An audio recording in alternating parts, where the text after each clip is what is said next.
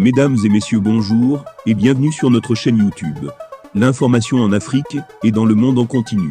Ici, nous n'avons qu'un seul objectif, c'est de vous informer autant que possible sur l'actualité, la politique, l'économie et bien d'autres. Alors si vous êtes nouveau, abonnez-vous et activez aussi la cloche de notification pour ne rien manquer des informations à venir. Cela étant fait, on commence.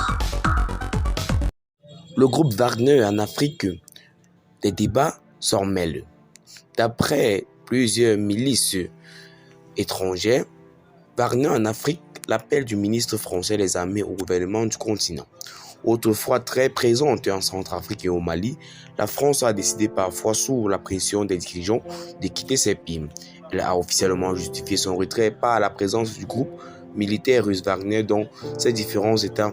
En effet, la France ne supporte pas cette organisation paramilitaire qu'elle accuse de mener les basses œuvres de la Russie sur le continent africain et surtout de le nuire. Wagner, instrumentalisé par la Russie, a fait de la France l'ennemi numéro 1 en Afrique, a récemment dénoncé le ministre français des Armées, Sébastien Lecornu. Sur la chaîne de télévision LCI, il pense que tout de même que Paris ne peut respecter la souveraineté des pays qui font appel à cette organisation paramilitaire.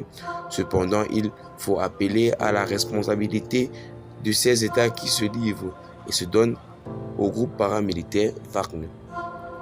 Ils doivent refuser l'ingérence d'une milice.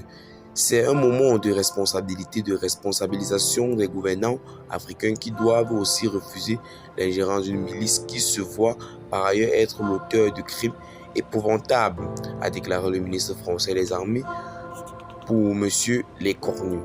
Il ne fait aucun doute que Wagner cible les intérêts français en Afrique et la France se doit d'être particulièrement vigilante. Des moyens de renseignement sont déployés pour contrer le groupe, assure le ministre français, persuadé que l'organisation paramilitaire a aussi un agenda en Afrique. On l'a vu en Libye évidemment, on l'a vu au Mali, on le voit en RCA. De même que la question du Burkina Faso qui peut être posée assez rapidement. Il y a un agenda d'agression avec des États faibles qui ont parfois renoncé réellement à lutter contre le terrorisme et qui choisissent de prendre comme assurance une vie cette milice. Il y a donc un agenda d'agression en Afrique que nous suivrons et traitons, a-t-il réitéré le ministre français. Et bien les amis, qu'en pensez-vous de cette situation? Semblerait-il que la donne serait en train de changer en Afrique? La Russie est-elle prête à s'installer définitivement sur le continent africain et de chasser l'ancienne puissance coloniale en Afrique de l'Ouest qui est la France? Nous ne savons pas, mais une chose c'est que le peuple reste souverain et c'est le peuple qui décidera. Bye bye.